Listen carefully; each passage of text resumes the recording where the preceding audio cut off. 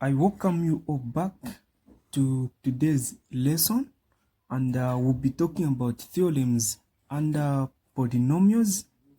This is another lesson, so those of you that are viewing this channel for the first time, make sure you subscribe, and if you could like to start tuitions with me, I've got people that I'm helping, so they are learning from this same video that you are watching.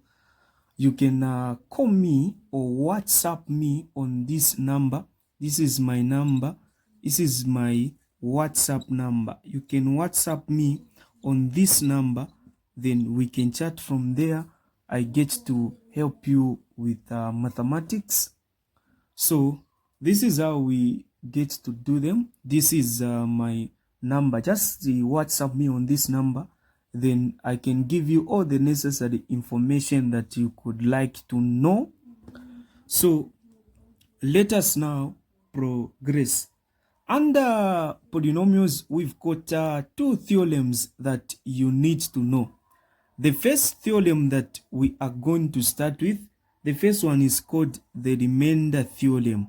It is called the remainder theorem. It is called the remainder theorem.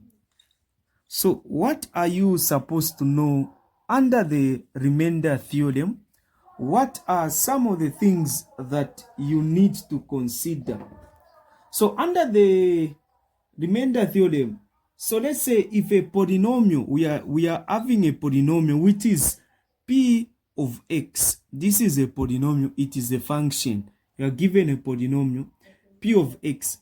If it is divided, so let's say it is divided. So if it is divided by what we are calling x minus r, you know that r there is the what? R there is the remainder. Meaning that this means that p of r is the what? Is the remainder. That is your what? That is your remainder. That is your what? That is your remainder. This means that in the polynomial which you be given, when you substitute by this value of r which is there, the value of r which is given there, when you substitute this, have you seen? You substitute by r in the polynomial. Then the value that you get to have, that value is what we call a remainder. This is all that you need to know under the remainder theorem. These are some of the things that you need to know and understand. So let's say you are given a polynomial. Let's say you are given a polynomial. They tell you that given that, they say this is a question. Given that, so given that p of x is equal to x squared, then the question is saying find the remainder. Find the remainder. How can you find the remainder? This is the question. Find the remainder. How can you find the remainder of such? So you are given what? You are given a polynomial p of x which is equal to x squared. So I told you that this one, so find the remainder. You find the remainder if it is divided. So find, if given that p of x is equal to x squared, find the remainder if divided. So if divided by, when it is divided by x minus 2. So you find the remainder if this polynomial is divided by that. So if it is divided by that, what is the remainder? You find, so it's p of what? What do you get there? If you solve this, you say x minus 2 is equal to 0. X will be equal to what? 2. So you put your 2 there, which you say this is equal to, where there is x, you put a 2, then you say squared, which is equal to, so this is equal to what? This is equal to 4. Meaning that what we are talking about is that p of 2 is equal to 4. Then this 4 is what we are calling the remainder. This is what we are calling the what? The remainder. So if this polynomial, this is the polynomial that we are having. If that polynomial is divided by x minus 2, The remainder is what? The remainder is 4. That is the remainder that we get. So I want you to understand this and I want you to get this. So what I mean is that just substitute in the polynomial which you are given. You substitute in the polynomial that you are given. So let us look at another example. Let me give you another example that you need to know. So let me try giving you another example that we need to know. So another example is this. This is another example. Let's say, so the question is saying, using the remainder theorem, find the remainder. So you find the remainder. Find the remainder. Find the what? Find the remainder. They want you to find the remainder. So you find the remainder when, so find the remainder when x squared minus 7x plus 12 is divided by, so when it is divided by x minus 5, like that. What is the remainder when it is divided by that? So what you are going to do is that you are going to say, let p of x to be equal to what? To be equal to this which is given, x squared minus 7x plus 12. You rate it to be like that. You get what you are given here. You say x minus 5 is equal to 5. I mean x minus 5 is equal to 0. Then you solve this. This is same as x is equal to 5 because you are having a 0 there. 0 plus 5, it is 5. Meaning that in this polynomial which you are given, you put a 5. So we are going to put a 5 according to the answer that you found. We put a 5. So that is 5 squared minus 7. We've got a 5 there. Then plus what? Plus 12. So when you substitute here, p of 5, what answer are you getting when you substitute here? What answer are you going to get? You're going to get a 2. Meaning that this 2 is a what? Is a remainder. This 2 that you are able to see here, this is a remainder. So the remainder is what? 2. You just conclude. Hence, the remainder, you conclude nicely. Say, hence, the remainder is 2.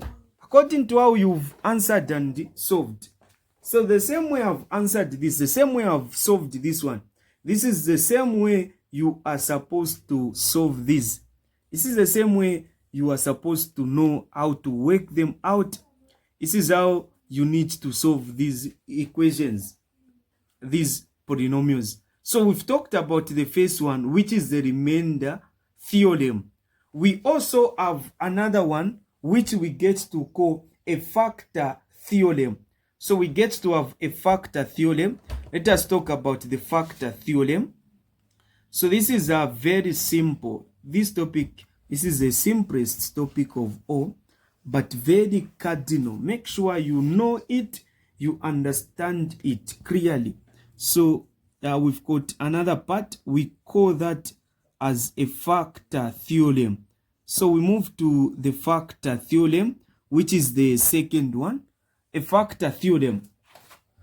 Under the factor theorem, what you need to know is that a polynomial, you are given a polynomial p of x. This is a polynomial.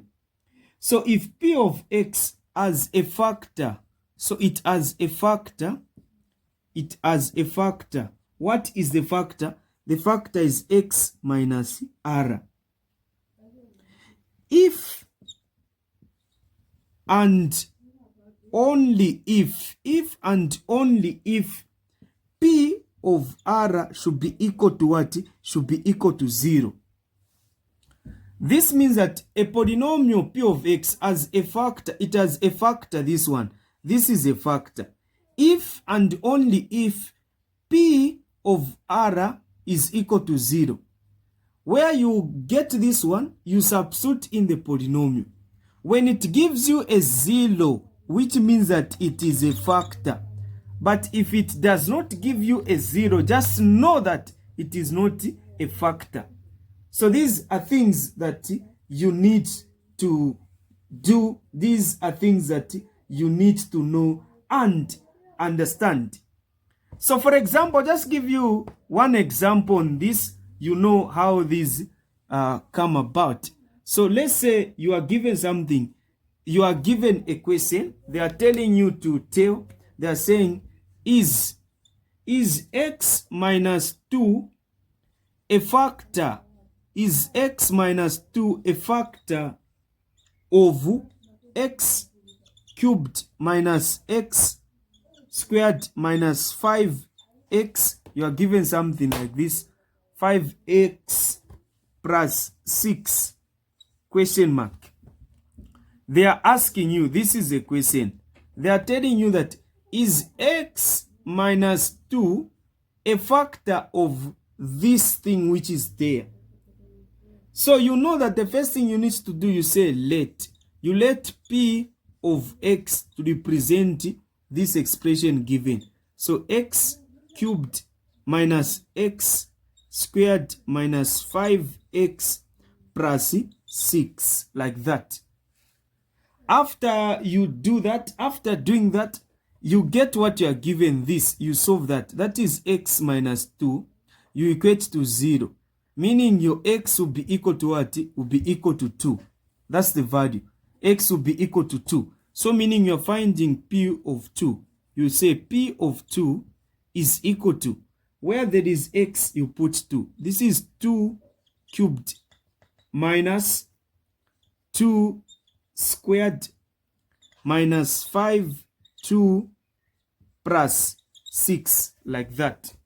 We evaluate this part. So we get to find this part where we say p of 2 is equal to, this is equal to what? This one you get 8 minus, just this part you get a 4, minus 10 plus 6. This is what you are going to have.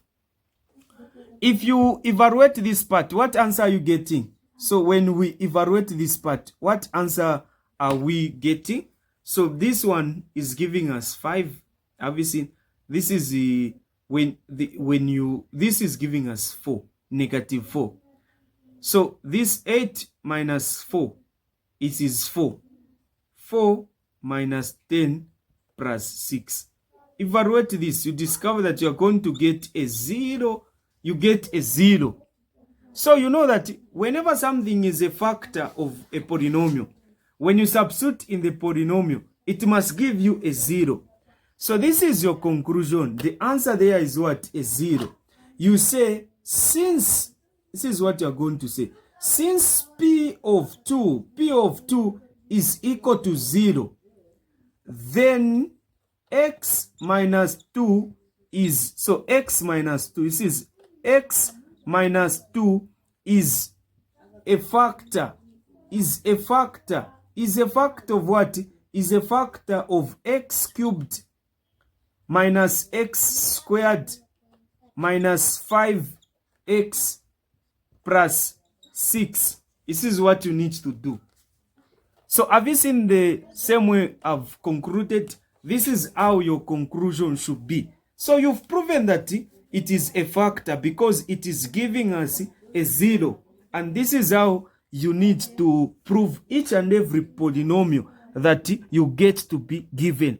You follow these same principles that I've followed. These are the same principles you are supposed to follow.